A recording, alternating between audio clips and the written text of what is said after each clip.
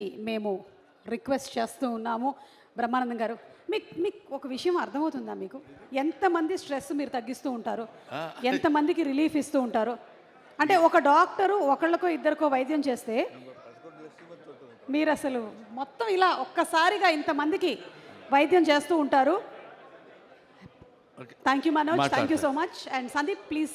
Hello, thank you Manoj, thank you very much. Yes,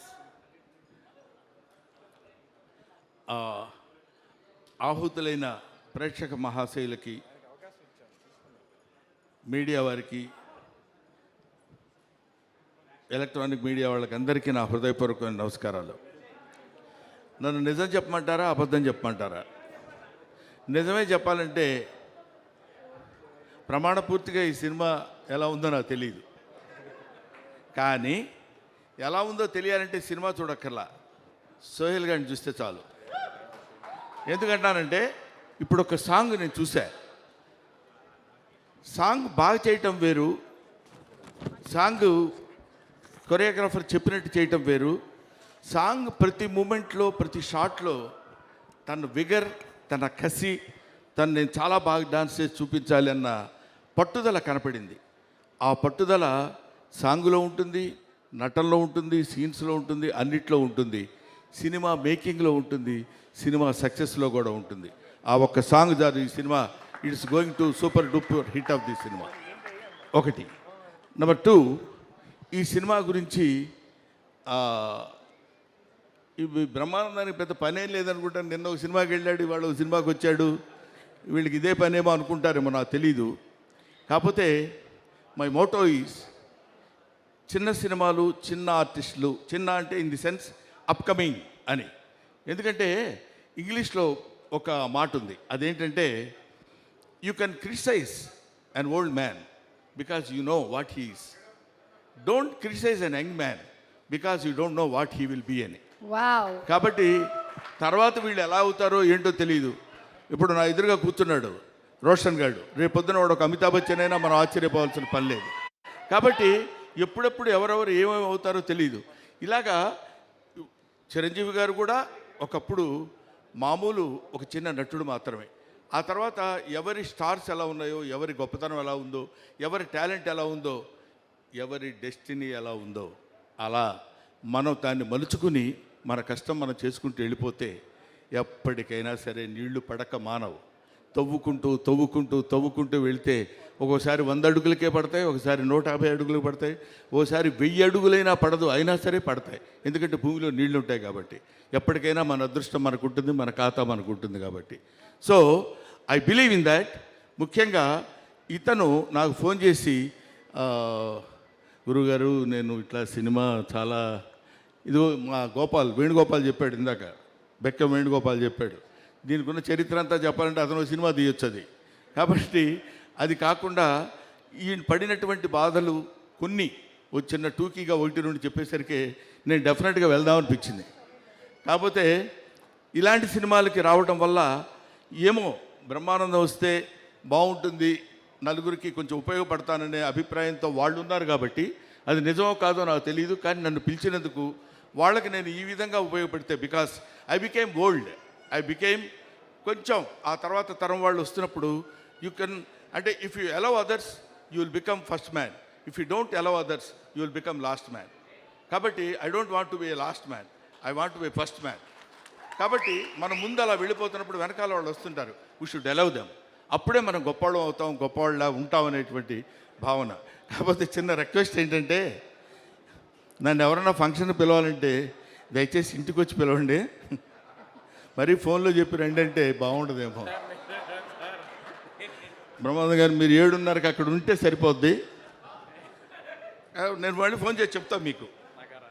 7:45 మీరు ఇక్కడ ఉంటే సరిపోద్దండి అని చెప్పాడు పాపం ఫోన్లో. మళ్ళీ వాడు మార్నింగ్ గుర్తు చేసి మర్చిపోతారేమో, మీరు ఒళ్ళు దగ్గర పెట్టుకొని కరెక్ట్గా 7:30కి ఇక్కడ ఉండండి అన్నాడు. అలాగే సార్ తప్పకుండా వస్తానండి అన్నాను నేను. అంతలోకి నేను ఫోన్ చేస్తే సుమకి ఫోన్ చేశా. సుమ ఫోన్ చేస్తే ఇంకా స్టార్ట్ చేయలేదు డాడీ, కొంచెం టైం పడుతుందేమో అన్నట్టు మాట్లాడితే సరే మరి సోహెల్ గారు 7:45కి ఇక్కడ ఉండమన్నారమ్మా అని. అది అలా అనిపించింది. అంటే నేను అనేది ఏంటంటే ఊరికే జస్ట్ జోవియల్గా చెప్తున్నాను. మనం ఒకడికి ఉపయోగపడితే నువ్వు ఎదుటివాడికి ఏం చేయాలనుకుంటావో అది భగవంతుడు నీకు ముందే చేస్తాడు. Simple logic.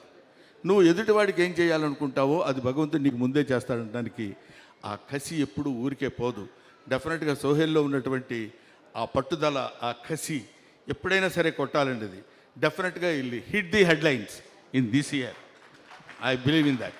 ఆ తర్వాత ప్రొడ్యూసర్ గారు, ఆయన పేరు పాషా గారు, ఆయన గురించి అందరూ చాలా బ్యాడ్గా చెప్తున్నారు ఇక్కడ. చాలా బ్యాడ్ మ్యాను, అసలు అంత బ్యాడ్ మ్యాన్ ఇంకొకళ్ళు ఉండరు అని. రండి.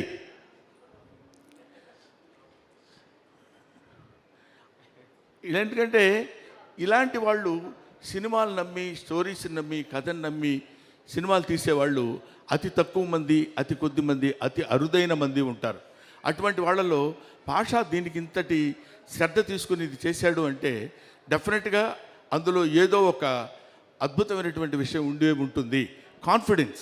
ఎందుకంటే బిజినెస్ పీపుల్ వాళ్ళు పైకి కనపడరు.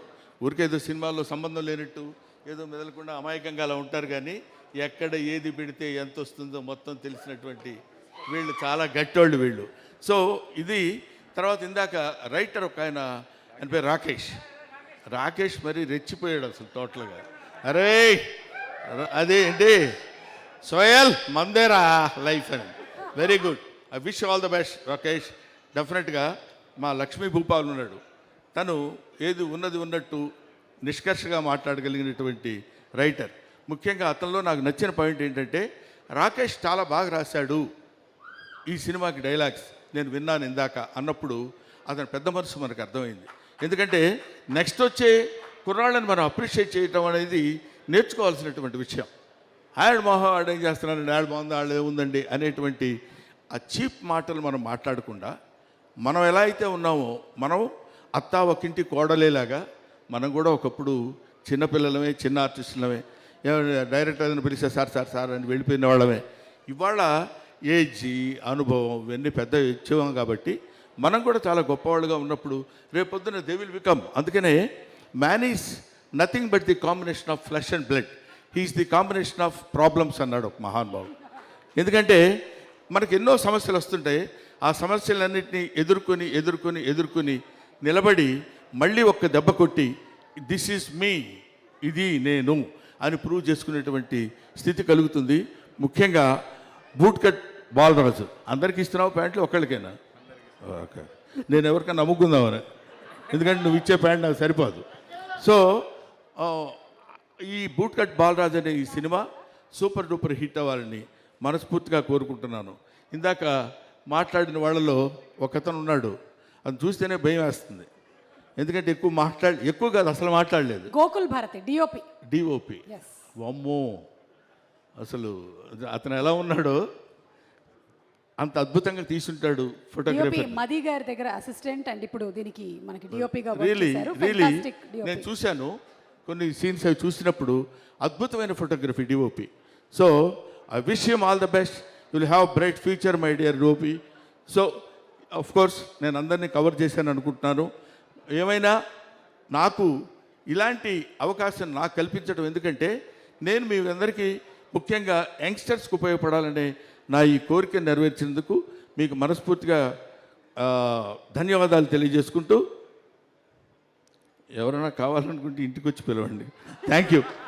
అలాగే బ్రహ్మానందం గారికి ఒక బూట్ కట్ ప్యాంట్ కాకుండా ఒక శాలువతో సోహెల్ సత్కరించాలని, అలాగే పాషా గారు to please present the bouquet.